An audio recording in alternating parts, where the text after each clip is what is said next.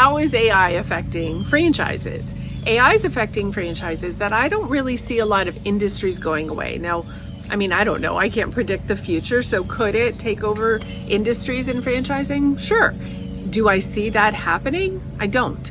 I think that franchising has a lot of very stable industries and things that people need. I don't see a lot of these being replaced by AI right now. I do see that AI is being used in franchises to create leads, to create higher margins, to cut down on franchisees' headcount.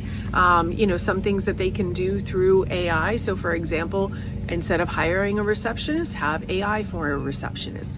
The marketing, the call centers, the things that they can start to save costs on and create higher margins. Absolutely, AI is helping franchisees today, and it will continue. And a lot of franchises are tech savvy and forward, and they are bringing this in to help franchisees to have better margins, better business models, quicker cash flow. So yes, it's affecting franchises, but I find it in a very positive way.